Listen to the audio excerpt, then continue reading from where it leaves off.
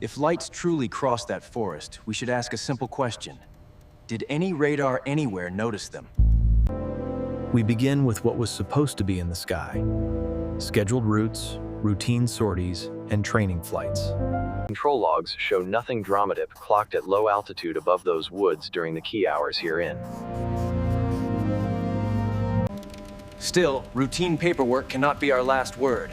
We listened to voices guiding flights that night herein. The tower tapes mostly carry calm altitudes and headings, not panicked reports of unknown traffic out herein. Away from the forest, radar operators watch their scopes, trained to spot intrusions long before anyone on the ground. Officially, the verdict is simple. No radar trace matches the times and places of the reported lights in. For skeptics, this gap ends the conversation. For others, it simply narrows what kind of event they can imagine. Coverage is not absolute. Low-level, brief events can slip between beams never designed for slow lights in woods.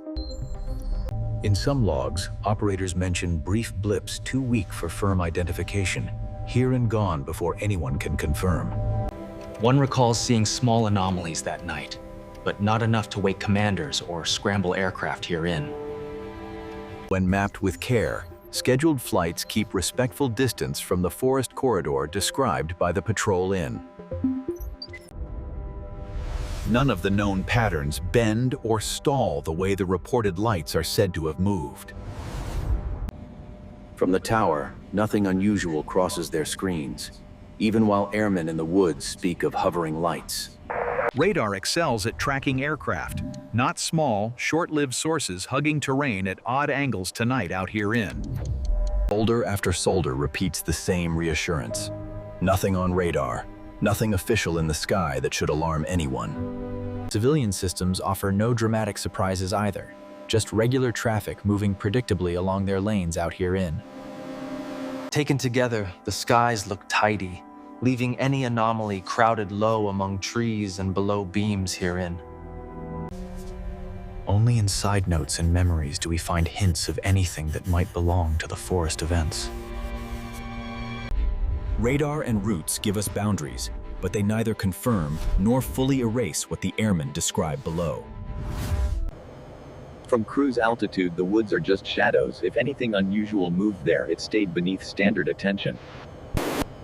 None of the documented aircraft mimics the slow, hovering, and splitting movements reported near the ground herein. One hypothesis suggests distant aircraft near the horizon can masquerade as hovering lights when seen through trees in. Yet some described motions still resist flattening into familiar aircraft, gliding along predictable arcs tonight out herein. Officially, the radar record is closed. Nothing unusual, nothing that justifies the word craft tonight out herein. Privately, he admits some echoes were odd, but not enough to challenge the weight of official silence in.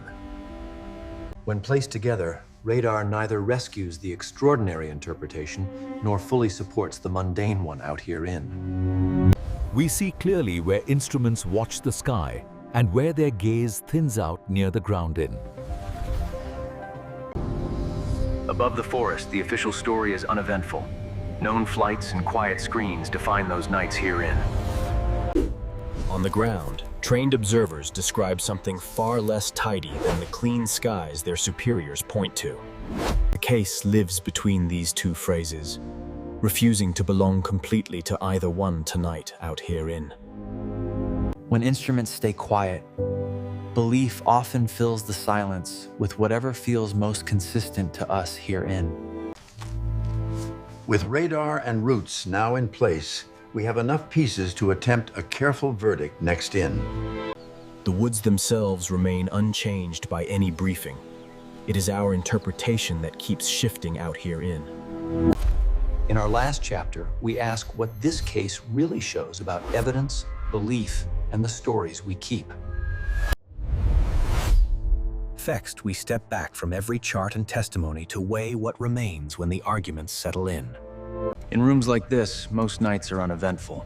Small anomalies are noticed, logged, and promptly forgotten again in. Every shift begins with routine checks, built to catch equipment drift long before any mysterious contact appears in. Operators are trained to separate glitches from genuine intrusions, knowing that confusing the two can scramble real responses. Against this background of expected traffic, any out-of-place motion should stand out like a dropped note in a steady song. Nights before and after look unremarkable, making any deviation on the key dates more interesting, but not automatically mysterious. The notes hint at brief clutter and transient blips, too small for alarms but still enough to catch an attentive. Ask decades later, some who watched the scopes recall nothing at all. Others remember small oddities that never fully added. No radar is perfect. Each system has elevation limits that can leave low and brief events hiding under its gaze. Contemporary pilot logs over the area remain resolutely ordinary, grounding the case in a sky that seemed, to them, uneventful. Under certain conditions, a moving source near the tree line might only flirt with detection, appearing as a hint rather. Placed alongside each other, radar and routes describe boundaries, not a full script for what must or must not exist. Where reported lights brush against coverage, we find interesting overlaps, but none that become indisputable signatures herein. On balance, the skies around the base look tighter and more predictable than the ground-level reports suggest in. Officially, radar records argue against structured craft, while still leaving room for less dramatic possibilities near the ground. For skeptics, the lack of clear radar or wide area confirmation is decisive. Without them, extraordinary claims stay on the shelf. Still, an honest reading admits the limits of the instruments, especially at low altitude and during brief, confusing events. Part 4 leaves us with a sky that appears orderly and mostly unremarkable, even as the ground stories stay unsettled. Between ordered airspace and noisy undergrowth lies the thin space where this particular mystery insists on living in. With each folder now thick but incomplete, the last chapter turns from gathering to weighing what remains in. The final episode steps back from data and disagreement to ask what this case can honestly teach us. We leave the consuls behind and carry their quiet verdict into the wider question of what, if anything, visited these. With instruments accounted for, all that remains is to hold every strand together and live with what they can support. The concluding chapter does not promise closure so much as a clearer view of what still resists explanation.